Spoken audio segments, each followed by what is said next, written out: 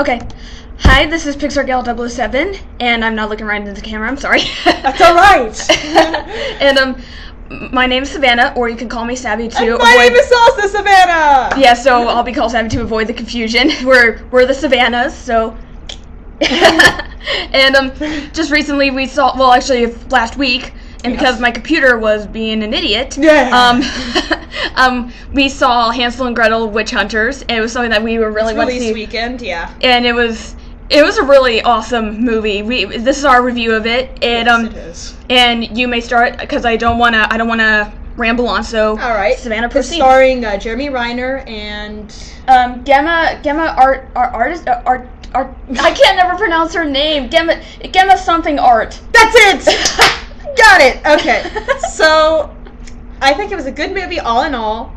There was a naughty scene that I was not expecting, but it's rated R, so... So yeah, what are you gonna expect? It's the typical kind of like R rating reason. You know, you're gonna have some nudity in there, so... It was mild nudity.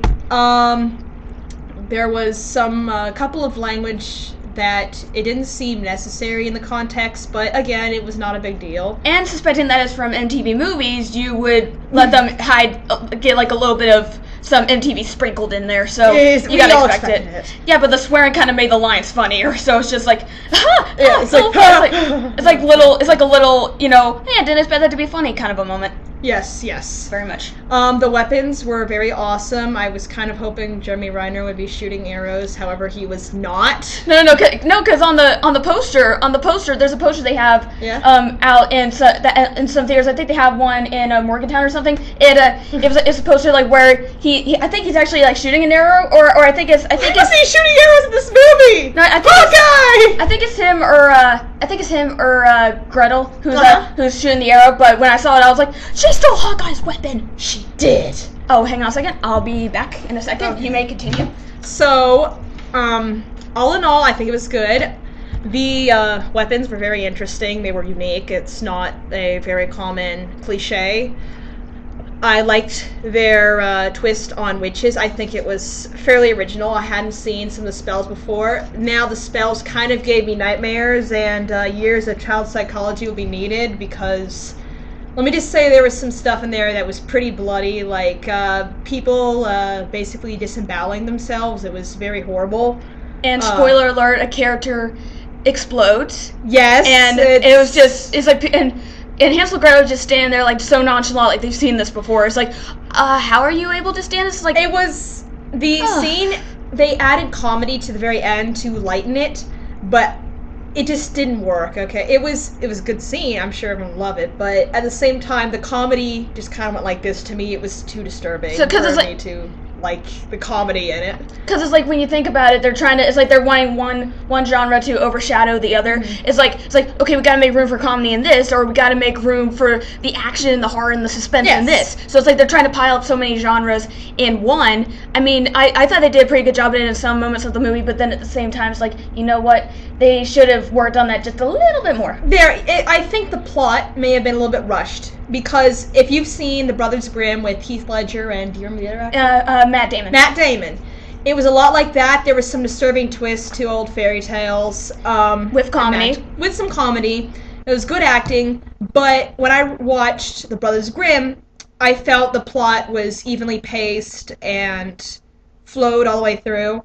When I watched Hansel and Gretel Witch Hunters, I felt that the plot was too quick, because the real dramatic plot line where they figure out what's going on happened too quickly. They discovered it in the first half hour in one scene, and I wished that there was a little bit more spacing, a little bit more detail. Yeah, like a longer running time, because the movie's like I think according to IMDb.com, it's like 90-something minutes or 100 minutes. It's somewhere within the 90-100 range. It's not very long, but it's understandable because I think this movie was meant more for action than drama and talking. It wasn't really a talking movie. It was an action movie.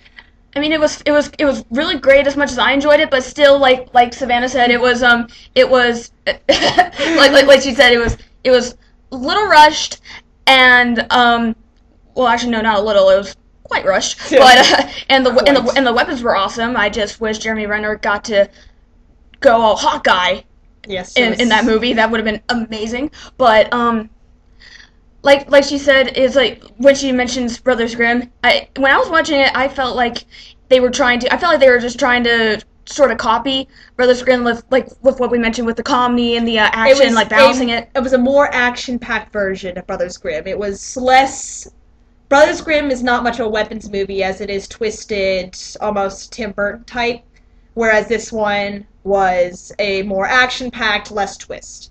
Props to the little kids in the beginning who played Hansel and Gretel. Yeah, they did an amazing job. I loved them. They were on for 5 minutes, and they were some of my favorite parts of the movie. Those kids already have a bright future ahead of them. They only had just 5-6 minutes of screen time in the beginning, and then flashbacks later in the movie. They stole the show. They did a very good job, even for a short period of time. But that's what some people say. They always say like the people who have the best parts are the ones that have the shortest parts, and it could be like, oh my god, that was the best part of the movie, and. It's like they could just show up and make the movie amazing, even if the movie was like insanely horrible. I saw movie 43. I'm surprised I actually saw that, but it was. I mean, I thought it was funny. Just I didn't really put myself in the right mindset on that one. So this is like a double movie review. Only we're focusing more on Hansel and Gretel. Yeah. So yeah, back to Hansel and Gretel. Enough about movie 43. I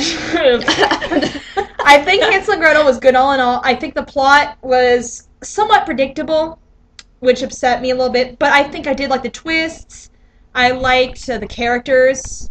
I think it was cute all in all. But if you're looking for one that's more like the Brothers Grimm, and you're looking more for a plot line than action, this is not the one to see. And if you don't like blood scenes, then this movie's not for you. No, there is blood every 5 seconds. There are organs. I was like, this movie's not. In short, this movie's not exactly for the faint of heart and for those with weak constitutions. So if you have, or it can be like a good date movie. You know, you can bring your girlfriend, like have her like clutch onto your shoulder when something scary comes up. Like I can never pronounce this girl's name either. Femke Jensen. It's Femke. I can never pronounce that. Femke, thank you. I'm being right. I'm being overshadowed by my friend.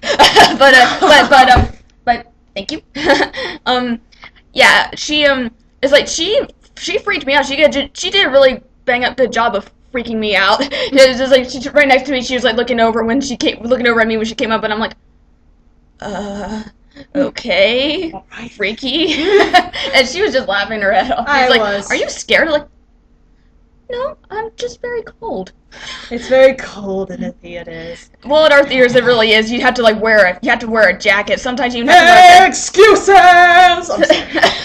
Sometimes it's like you have to bring your own personal heater, like gloves that have portable heaters in them. Have you ever seen those before? Yes, those are amazing. It's pretty good if your theater's like really really cold, and so. Well, we're getting off subject here. I'm sorry. Back on track. I do think this movie.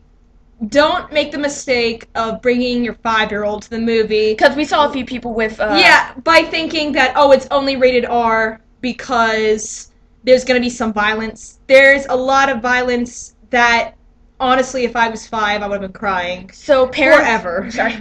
So... How dare you interrupt my last word! I'm sorry. So... Hey, it's okay. I'm sorry. I'm teasing this one. I know. Go. It's alright.